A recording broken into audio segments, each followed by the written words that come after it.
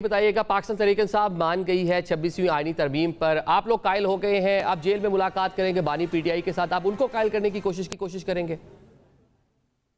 नहीं, बिल्कुल इस किस्म की बात नहीं है। मैं थोड़ा सा आपको वो कर दूं।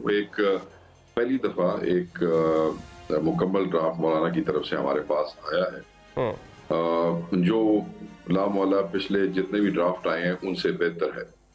उसमें मिलिट्री कोड्स की कोई ऐसी बात नहीं है, उसमें फंडामेंटल राइट्स की कोई बात नहीं है, उसमें चीफ इलेक्शन कमिश्नर की बाय रेजोल्यूशन वाला कोई ऐसा मामला नहीं है।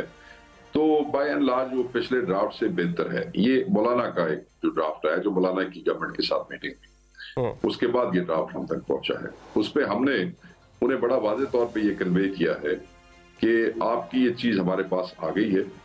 हम अब अपने कायद, अपने रहनुमा इमरान खान साहब से जाके ये चीजें उनके सामने रखेंगे और फिर उनकी इंस्ट्रक्शंस के तहत हम आपको बताएंगे कि हम इससे डिसएग्री करते हैं या एग्री करते हैं। अच्छा, ये भी इतलात है कि आज बिलावल साहब भी मिले हैं बैरिस्टर गौहर आपकी जो क़यादत है उनके साथ मौलाना की रिहाइशगाह पर। ये सारा मामला वहां पर तय पाया है? देखें, ये हमारा तो मामला जो है वो क्योंकि हमारी सारी डिस्कशन जो है वो मौलाना के साथ चल रही है, तो ये जो मामलात हैं ये मौलाना की तरफ से ये ड्राफ्ट हमारे पास आया है। इसमें हम बिलावल साहब के हवाले से कोई इनपुट नहीं है इसमें। चलिए, खबरें यही कोड हो रही है कि बिलावल साहब ने कमिट किया है, जो बैरिस्टर गौहर साहब है, कि कल बानी पीटीआई से जेल में मुलाकात करवाई जाएगी, रसाई दी जाएगी वहां तक, ताकि मामला आगे चल सके। देखिए जी, बानी पीटीआई से मुलाकात तो वैसे भी हमारा हक है, उसके लिए हम अदालत में भी गए और हमें यही कहा गया कि ये बैन तब तक है 18 तक, तो उसके बाद मुलाकात हो जाएगी।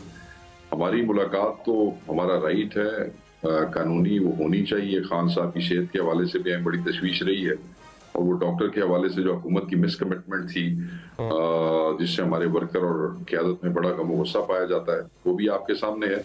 एनीवे, खान से मिले बगैर किसी ड्राफ्ट के हवाले से हम कोई कमिटमेंट किसी को देने को तैयार नहीं है।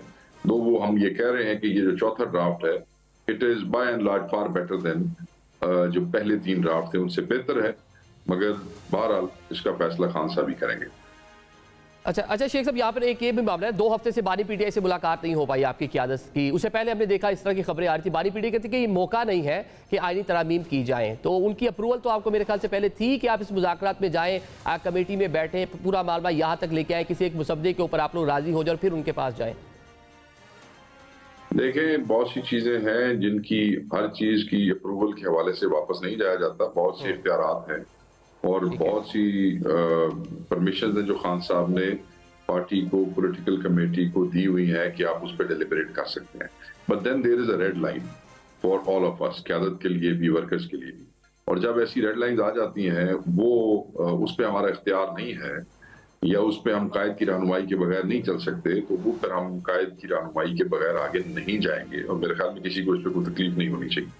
ठीक है, फॉर्म 45, 47 का मामला भी अभी ज़ेर इल्तवा है, आप लोगों का शिकवा है। इस तरह आईनी तरमीम इसी पार्लियामान से होना, इस पार्लियामान की तौसीक कर रहे हैं मतलब आप? देखें जी, हमने आपको कहा और हम कहते रहे हैं कि हम किसी तरमीम पे वोट नहीं कर रहे, कि तरमीमों के ऊपर बात हो रही थी जिसपे हमने मौलाना के साथ बैठ के उनको असिस्ट जरूर किया, अपनी इनपुट जरूर दी है। हमने बड़ी क्लैरिटी के साथ कहा कि हम वोट नहीं करेंगे। अब मौलाना, जिनके साथ हम क्लोजली काम कर रहे हैं, he has come up with a final draft, जो हम उनका ड्राफ्ट समझते हैं, हुकूमत का नहीं समझते, क्योंकि हमें तो ड्राफ्ट उनसे तो उसमें हम तौसीक नहीं करेंगे, बल्कि जब तक खान साहब को डायरेक्शन नहीं देंगे, हमने उस मुसद्दे के साथ ना हमने एग्री किया है, ना हमने उसको अडॉप्ट किया है, ना हमने उसको अप्रूव किया है। लेकिन बैरिस्टर गौहर तो यही कह रहे हैं, यही कहा कि हम मौलाना के साथ मुत्तफिक हो चुके हैं, लेकिन पाकिस्तान तहरीक इंसाफ जब पार्लियामान में टेबल होगा, नहीं हम मौलाना के साथ देखें इसमें अभी बहुत सारी चीजें हैं जिनके ऊपर बात होने वाली है। अच्छा, मैंने कहा बाय एंड लार्ज आप मेरी बात को समझे, ये मुसद्दा पिछलों से बेहतर है। ऑब्वियसली मिलिट्री कोड्स की बात नहीं है, पिछले में थी, बेहतर है। ऑब्वियसली आर्टिकल 8 को पिछलों में छेड़ रहे थे, इसमें नहीं छेड़ रहे, ये बेहतर है। ऑब्वियसली वो by resolution chief election commissioner की तकर्री का मामला करना चाहते थे, इसमें नहीं करना चाहते, बेहतर है। बट स्टिल थ्रू कमीशन ये जो चीफ जस्टिस की अपॉइंटमेंट करना चाहते हैं 3 जजेस के पैनल के हवाले से, और उसमें फिर ऑब्वियसली जो कमीशन होगा उसमें हुकूमत की तादाद ज्यादा होगी और फिर हुकूमत अपनी मर्जी का कोई चीफ जस्टिस या जज ले आएगी। हम नहीं इससे मुत्तफिक हैं इस वक्त, और ये हमारा इख्तियार नहीं है पार्टी का, हमारी बड़ी क्लियर पोजीशन है इसके ऊपर। तो आप कैसे कह सकते हैं कि हम मुसद्दे को अप्रूव करें? हम तो मौलाना के साथ एक अलायंस में उनको असिस्ट कर रहे हैं, और क्योंकि हम सबसे बड़ी अपोजिशन पार्टी है, तो ये एक मामला है जिसको हम बिल्कुल अप्रूव नहीं करते हैं, और उस पर खान साहब की रहनुमाई के बगैर हम नहीं चल सकते।